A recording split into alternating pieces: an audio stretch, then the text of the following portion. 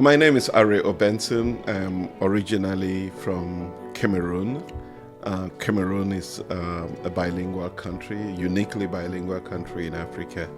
And I'm from the English speaking side of Cameroon, and I grew up in a beautiful seaside town called Limbe, Cameroon. I was born in April 22nd of 1971 in Limbe, Cameroon.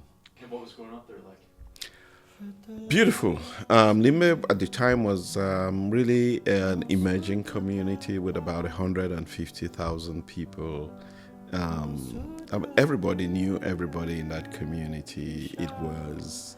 You knew who your neighbor was, you knew every child that lived down the street, you grew up together. I have characterized it as one of the safest places that I've ever known, where you could walk the entire community at 2 a.m. at night without any fear of anything that was going to happen. Really quite an affordable place to live in, a place where people leaned on each other to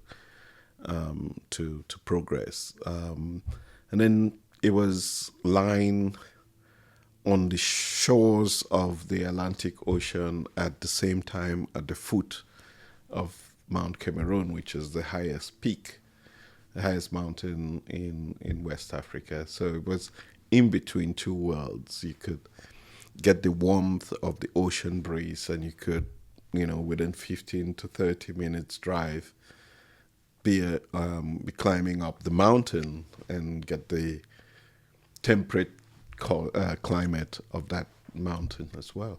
The town that you were from, what made it so safe? I guess everybody could earn their daily bread. I think that in itself, if you could find something to eat and something to do that could give you the dignity of affording your daily meal, that's really what made the community safe. Would you attribute something like that to meaning? If we were to go, like the fact that each of these people had a meaning in their life and they were able to pursue something? Yes, that's the dignity I'm talking about. That if people have the ability, nobody really wants to be qualified as a beggar. People want the dignity of earning a living. And so in a community where you can create opportunities for everyone like that, then you would find that it turns out to be a more safer community to live in. Not that everybody is wealthy, but that everybody can find the dignity of earning a daily bread. Not that everyone is worthy. What makes someone worthy? So wealth in itself is, I would say, somebody once told me that my people are my money. And that means wealth is the people around you, the people that you know, the people that you can lean on. So relationships is really what makes anyone wealthy. And those relationships don't have to be with the wealthy. Those relationships just have to be within the community. And the relationships that you had growing up, what were those like? Did they give you wealth? Well, they gave me discipline. So I don't know. They so often this word has been this saying is thrown around that it takes a village to bring up a child, right?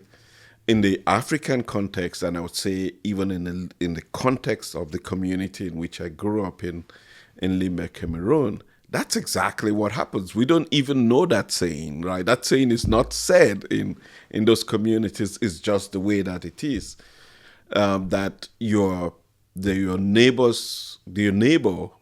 serves as your father in the absence of your father. He would treat you the same way that your father would treat you, and you are expected to have the same respect for your neighbor who is typically elder to you.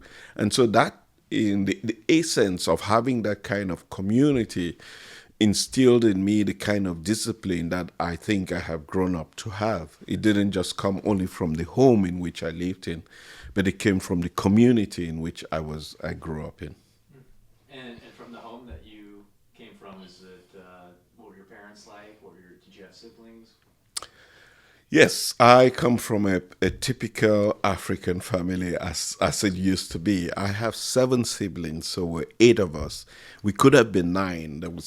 We lost one of our siblings along the way. So there's eight of us in the family, and I'm lucky to still have both my parents, who were very. My mom really deep in her Christian faith, being a post office clerk.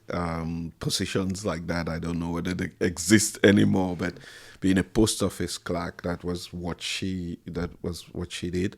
My dad was a magistrate and eventually became a judge, and then subsequently a lawyer.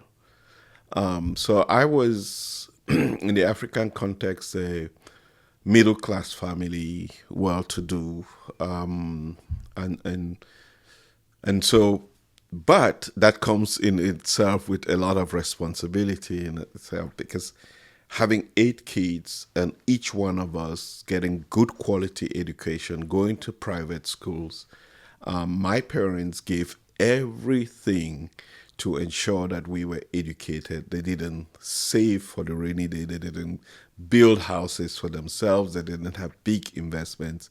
Their investments were essentially in the next generation. So I am an investment of my parent, and that in itself comes with great responsibility, and I hope a worthy investment. What is the greatest lesson that your father taught you, and what is the greatest lesson that your mother taught you? I would say this lesson repeatedly. Every time I think about my dad, I have to remember that as you make your bed, so shall you lie on it. If you make a bed of roses, you lie on roses, but they come with thorns. And so, to get to the bed of roses, you have to go through the thorns. But that has always stuck with me. We are responsible for the outcomes that we have. So we must be deliberate in the decisions that we make, because every single decision that we make comes with consequences. So that's the one lesson that I learned from my dad. And for my mom, I remember her always reminding me that, in Africa you go where in the back in the days you got water from the river, and she always said you cannot be first to the river and leave with dirty water. I repeated, you cannot be first to the river and leave the river with dirty water, because the reason you go first is to leave with clean drinking water. But if you made a mess of every opportunity that you had, then that's tantamount to leaving the river with dirty water. So you have the responsibility to leave the river with clean water, but at the same time, leave the water clean enough for the next person who comes after you. And I imagine that these weren't just sayings that your parents told you, but they lived them out. Is that fair to say? That's absolutely fair. They held us accountable to what they said. And the fact that I'm able to, all these years later, keep reminding myself of this saying really has been how our lives, my life and that of our siblings, have been defined by these things that were repeatedly qualified to us by our parents. What is the best lesson you have derived from your greatest failure? Well, I think, and I'm trying to run through a series of failures here in my mind to be able to determine which I would say has been my greatest failure.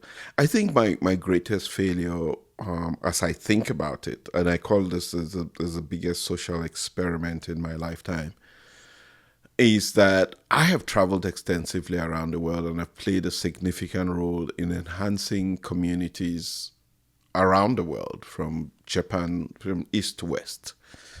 Um, um, And I would say my greatest failure has actually been that not being able to be transformational as I've wanted to be in my own home country, Cameroon. And and so I always ask myself the question: am I seated in the right place? Am I supposed to be here in the United States or back home in my country where I could do something that is really more transformational, where there is need to be done? And the lesson that I've learned out of that is that we are defined as individuals or as people by boundaries that are man-made, that are abstract concepts of what a country is or what a community is or where you come from, as opposed to the natural boundary that we have, which is planet Earth. And that wherever you sit or wherever you find yourself is home on planet Earth, maybe until the time when we are able to go live in Mars. And understanding that I cannot live in St. Louis and see myself as foreign to St. Louis. I must play the role that I want to play to get the personal gratification of contributing to the development of every community or every society that I find myself in. And by doing that, the reflection of what you do would certainly not only have an impact in this community, because as a result of what I do now, it gives me the ability to have leverage in Cameroon. So for me, even though that's a failure, as I see it, I still believe that the way that I compensate that is leveraging the experience that I get from being involved here and taking that experience to share with us back in Cameroon.